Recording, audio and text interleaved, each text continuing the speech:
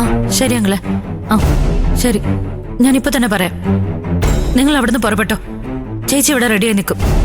എന്താ ചേച്ചി? എന്താ ദാസങ്ങള് പറഞ്ഞേ? നീ ഗ്യാസ് ഓഫ് ചെയ്തിട്ട് വേഗം വാ, പറയാം. വാ അനുചേച്ചി, അനുചേച്ചി, അനുചേച്ചി പെട്ടെന്നൊന്ന് റെഡിയാവാ. ദാസങ്ങളും വിനേട്ടനും ശബരിയും ഇപ്പൊ ഇങ്ങോട്ട് വരും. എന്തിന്? മഞ്ചാടിയെ കുറിച്ച് അവർക്ക് വല്ല വിവരവും കിട്ടിയോ? അതെ, പുഴക്കര ദേവീക്ഷേത്രത്തിൽ വെച്ച് അവളുടെയും ജീവൻരാജന്റെയും വിവാഹം നടക്കാൻ സാധ്യതയുണ്ടത്ര. അതിനു മുമ്പ് അവിടെ ചെന്നത് തടയണം. അനുചേച്ചിയും കൂടെ അവരുടെ ഒപ്പം ചെല്ലണമെന്ന് പറഞ്ഞിരിക്കുക. ചേച്ചി പെട്ടെന്ന് റെഡി ആയിട്ട് വായിച്ചേ. ശരി, ഞാൻ ഉടനെ വരാം. ഈശ്വര, ചേച്ചി, എന്റെ ദൈവം, ചേച്ചി നമുക്കൂടെ പോയാലോ? എനിക്ക് ഓടാൻ വയ്യതേ. കേട്ടിട്ട് എന്നെ ശരീരം വിറയ്ക്ക. അനുവിനോടല്ലേ ചെല്ലാൻ പറഞ്ഞത്? അവള് പോയിട്ട് വരട്ടെ ദേയേ. അതെ, നീ വേഗം ചേച്ചി ഒന്ന് റെഡി ആവാൻ സഹായിക്കേ. അവരിപ്പോ ഇങ്ങെത്തും. ചെല്ല്, വേഗം ചെല്ല്. ഭാനുമ്മ, അവരവിടെ എത്തും മുമ്പ് അവൻ അവളുടെ കഴുത്തിൽ താലി കെട്ടി കഴിയൂ ഭാനുമ്മ? ആർക്കറിയാം മോളെ, പെണ്ണിന്റെ കഴുത്തിൽ താലി വീണാ പിന്നെ അവൾ അവനുള്ളതാ. ആ, എല്ലാം ദൈവം തീരുമാനിക്കട്ടെ, അല്ലാതെ ഞാൻ എന്തു പറയാനാ?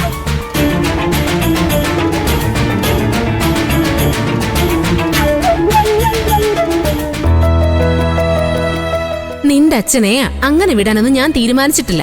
അങ്ങേര് പോകുന്നുണ്ടെങ്കിൽ നമ്മളും കൂടെ പോവും. അമ്പിളി, അമ്മാവൻ ചോദിച്ച ദാസങ്ങൾ വിളിച്ചിട്ട് ഞാൻ അത്യാവശ്യമായിട്ട് പോയിന്ന് പറഞ്ഞാൽ മതി. അതിന് അച്ഛൻ വരുമ്പോ ഞാനിവിടെ ഉണ്ടെങ്കിലല്ലേ രഘുവേട്ടാ, കൂടെ ഞങ്ങളും വരിക.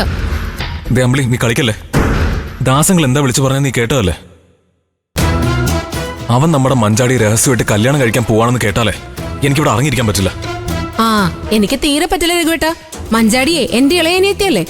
അതിന് നീ ഇവിടെ വന്നിട്ട് എന്ത് ചെയ്യാനാടി? അല്ല, രഘുവേട്ടൻ അവിടെ ചെന്ന് എന്ത് ചെയ്യാനാ? നിങ്ങൾ ഇവിടെ നിന്ന് അവിടെ എത്തുമ്പോഴേക്കേ അവിടെ താലികെട്ടും കഴിഞ്ഞ് സദ്യയും കഴിച്ച് ചെറുക്കനും പെണ്ണും എത്തേണ്ട അടുത്ത് എത്തിക്കാണും. ആ, ഞാൻ അവിടെ ചെന്ന് മഞ്ചാടി വിളിച്ചിറക്കൂടി. ഇവിടുന്ന് ഞാൻ അവളെ അങ്ങോട്ട് കൊണ്ടുപോയെങ്കിലേ ഇങ്ങോട്ട് തിരിച്ചു കൊണ്ടുവരാനും എനിക്കറിയാം.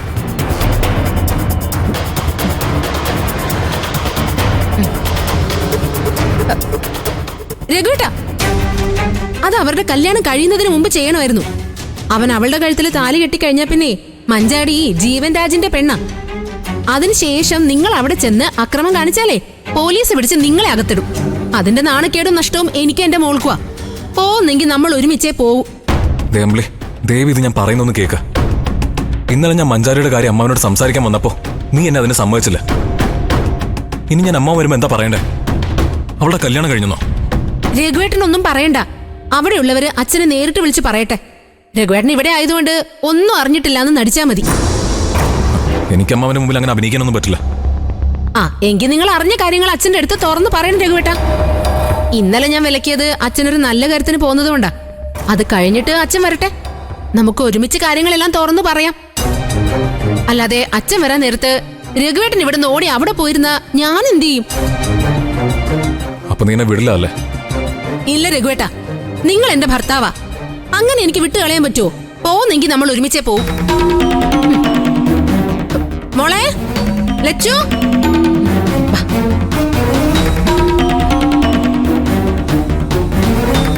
നമുക്കേ മുറ്റത്തിരിക്കാം. അല്ലെങ്കിലേ നിന്റെ അച്ഛൻ നമ്മൾ കാണാതെ ഇറങ്ങി പോയിക്കളയും. ഇനി പോവാൻ നോക്കിയാ ഞങ്ങളെ വണ്ടിയുടെ മുന്നിൽ കയറി നിൽക്കും.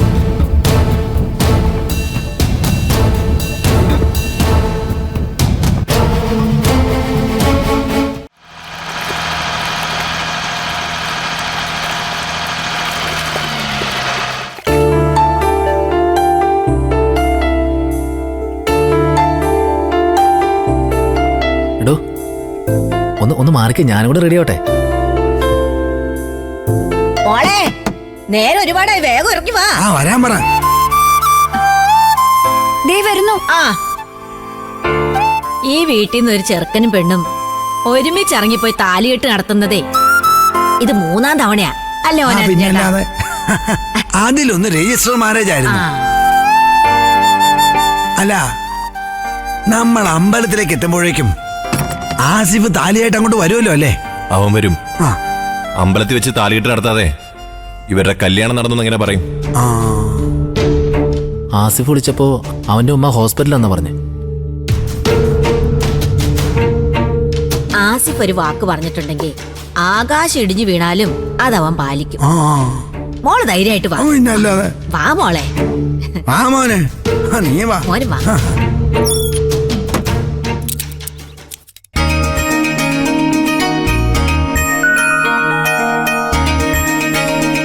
ഒന്ന് വേഗം വാ.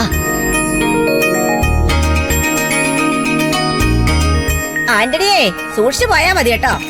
ഇന്ന് കെട്ടുകടത്താനുള്ള പിള്ളേരാ. ആ മക്കളെ പാടാ. പതുക്കെ. നമ്മൾ കടവത്ത് നിന്ന് തുരുത്തിലേക്ക് പോകുന്ന പോലെ അല്ല, അമ്പലക്കടവിലേക്ക് കുറെ ദൂരമുണ്ട്. രണ്ടാളും മുറുകെ പിടിച്ചിരുന്നോ. നീ ഇവരെ പേടിപ്പിക്കാതെ മുരുക. ഇവർക്ക് പേടിയൊന്നുമില്ല. അതിലും വലിയ സാഹസമല്ലേ കാണിക്കാൻ പോകുന്നേ, അല്ലേ ജീവ?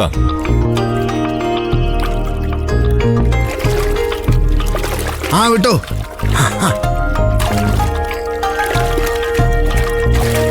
സൂക്ഷിച്ചു പോയാ മതി കേട്ടോ.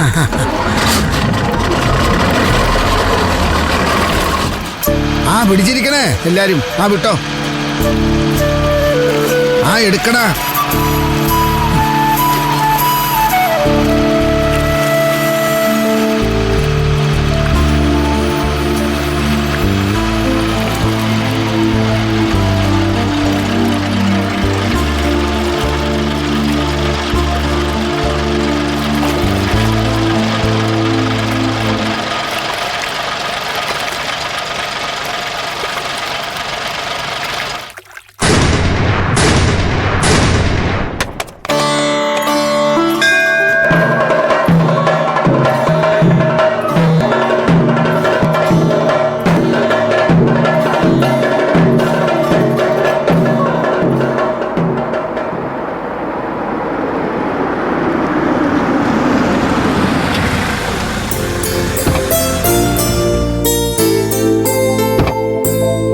നമസ്കാരം.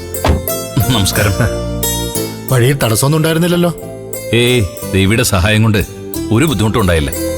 മേൽപ്പാലം തുറന്നതുകൊണ്ടാ. ബോട്ടിലോ വള്ളത്തിലോ ഒക്കെ ആയിരുന്നെങ്കിൽ വൈകിയേനെ. ഇവിടെ സമയക്രമം എന്തെങ്കിലും? ഇപ്പൊ കൃത്യസമയമാ. തിരുവാഭരണ പെട്ടിയുമായി നടക്കിലെത്തുമ്പോ ദീപാരാധന തുടങ്ങും. തിരുവാഭരണം ഇറക്കിക്കോളൂ. ആ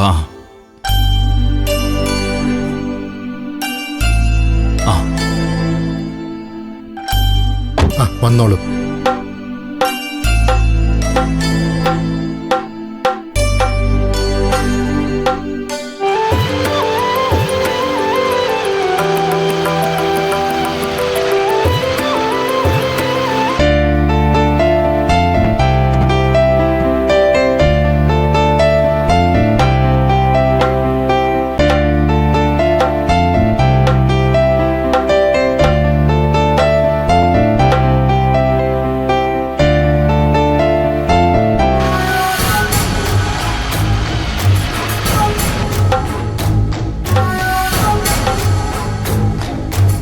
അമ്മേ ദേവി.